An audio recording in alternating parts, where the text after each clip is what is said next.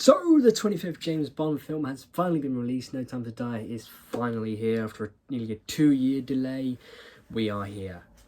The Bond film has been released. Now, this is going to be a spoiler review, so if you have not seen the film, please go out and support your local cinema. Off you go to the cinema. Enjoy it. Enjoy the film. It's an experience. So this is going to be a spoiler review, so if you haven't seen the film, stop watching this video now. Go see it. So, what do I think? Let's get the big thing out of the way first. You know, the nail in the coffin.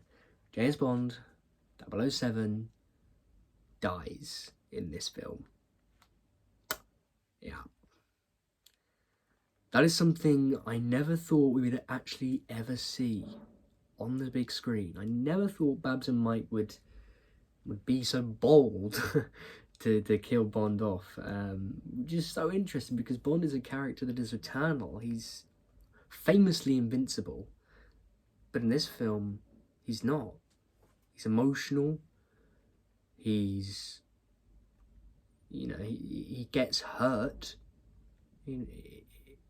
throughout the film.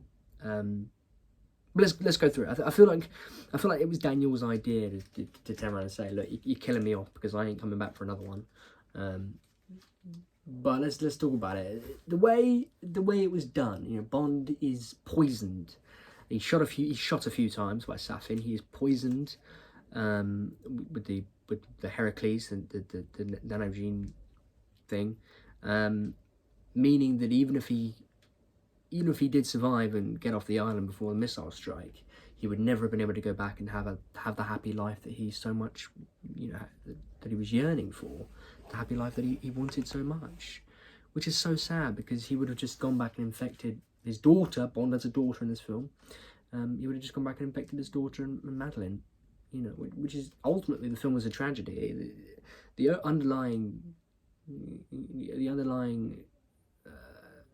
tone of this film is one of loneliness. Bond being on his own, he never gets the chance to be happy, which is quite sad. And I saw the film with my girlfriend. I've seen it twice now. I saw the film with my girlfriend last night, and even she's not angry with the ending, but she's not satisfied. Was it a satisfying ending for Daniel Craig's Bond? Yes, but would we have liked to have seen him drive off in the sunset in the V8? Would have been great. It would have been lovely to see. It's the ending we all thought we would get. So it's sort of done a Last Jedi, isn't it, really, and subverted our expectations. But it's really going to be a bone of contention in the Bond community, I think. It's going to be really interesting to see what people say, and I hope people keep it, you know, civil. What are your thoughts on the ending of the film? If you've seen the film, please let me know in the comments. You know, let's start, you know, friendly discussion about it. And because I really enjoyed the film, I thought it was a fantastic film, and just thinking about the film now, coming away from it, is there anything that I strongly disliked? No, not at all, really. I liked every scene. I liked all of it, which is weird because I came away from Spectre going, this is not my cup of tea as a Bond film. But this film, I feel I'm content with it. I'm really content with the ending of this film and what, you know, what happened throughout the film. So let's go from the top. Gun barrel, new design for the gun barrel, look really nice. I like that. No blood almost symbolises that, you know, this time Bond is the one getting shot. You know, you start with a flashback scene. That was really quite scary, quite ominous scene with Safin there. That was a really good scene. And then we're in Matera, the use of the Majesty's Secret Service, all the time in the world track, and even Bond says it. We have all the time in the world. That pulled at your heartstrings, especially for me as a die-hard Bond fan. So we got Matera. We go to Vesper's grave. I wasn't expecting Vesper to be so prominent in the pre-title sequence, but even, you know, at Vesper's grave, Bond says, "I miss you." That's something I never thought we would get. Sorry about that, I've moved so I can sit down. So yeah, we're at Vesper's grave, Bond says, "I miss you." Then big explosion, Vesper's grave blows up in a cloud of smoke. Spectre is back, and I wasn't expecting Spectre to have such a big role in this film, a big presence, shall we say, especially in the first half of the film. And we get the Db5 Chase, which was a great chase. It just really got you on the edge of your seat. You was just so pumped for the rest of the film. The action sequences were fantastic in this film, and the direction, the camera work, the camera was always moving.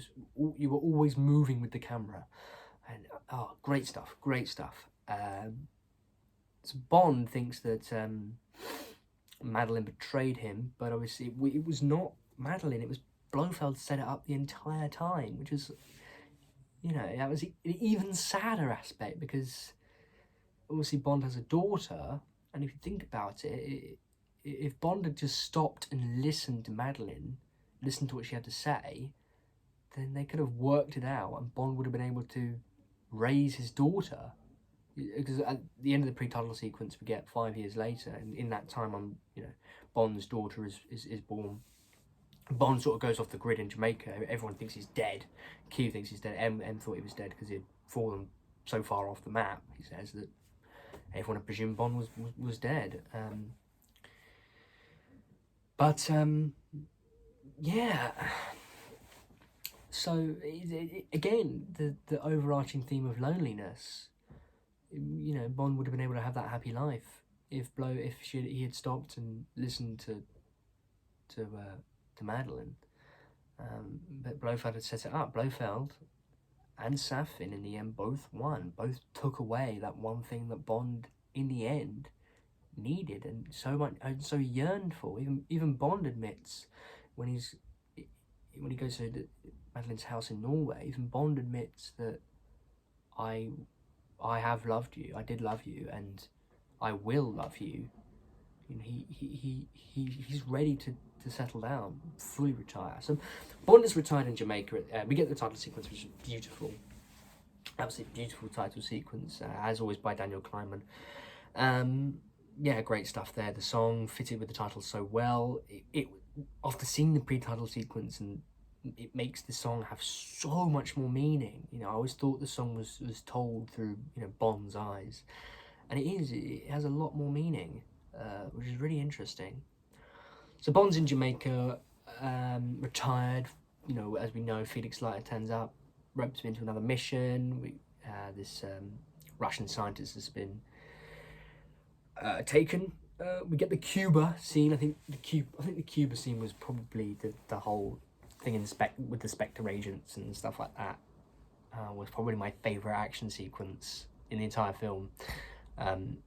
Anna de Armas as Paloma was just a standout, wasn't she? She was just so funny and beautiful to look at. It was an absolutely beautiful woman. You had your good eye candy in this film. You had Daniel Craig topless for a bit, for your ladies, and you basically had Anna de Armas for the men to look at. It was what a stunning young woman. A lot of people have said that been worried that this James Bond film would follow in the footsteps of Doctor Who these days and be a little bit more woke and follow the Me Too movement and all that stuff. I didn't get that impression at all. People who come away from this film and say, it's woke, it's politically correct, can just do one, because it's not politically correct, it's progressive. It's the way it should be. It's the way filmmaking is going. It's the way female roles and identities are going nowadays. It's not woke. It's not, and it doesn't do it in a way that it's not believable. Sometimes we've seen these things. They make women, they give women the role, these roles, and it's not believable. It's in your face political correctness. But in this film, I got that idea that it was done in a way that was believable and earned itself. Nomi as the new 007. Great character, great performance, and I really liked her. And it would have been nice to see a little bit more of her in the film, but we didn't in the end, which was is what it is. It's a Bond film, not a Nomi film. But she was really good, and she sort of earned that. At the end of the film, I felt like she earned the 007 title, in my eyes anyway. Obviously we have Phoebe Waller-Bridge to thank for the beefing up of the female characters, and it's even small. I think some of the things she added is just small things, like Bond carrying his child and Madeline being the one who shoots some of the goons, which is I really liked. I thought, it shows that she's not just down to this distress, she can hold her own as well, which was really nice to see, considering she's the daughter of a Spectre agent, Mr. White. We get the Cuba scene. Bond goes back to MI6. All the references to Majesties were great. The music played. I thought Hans Zimmer's music was just fantastic. Felix Leiter dies, and that was really sad, because I felt Felix had such a good relationship with Bond, especially in this film, more so than the other two he was in. They had a really good brotherhood. They were playing games in the nightclub, and yeah, that was really good to see, really cool to see. And obviously he was betrayed by Logan Ash, which was a shame. I didn't see it coming. Didn't see that coming, and I thought maybe Logan was just on the side of M, because M is the one who is responsible for the Heracles thing. It's a biological weapon that is meant to pass through people to get to its intended target. It's to stop collateral damage. Cool idea in and of itself, but obviously goes tits up in the end, doesn't it? The V8, obviously the V8 is my favourite James Bond car, and I would have loved to have seen it and get a little bit more attention in this film, but it didn't.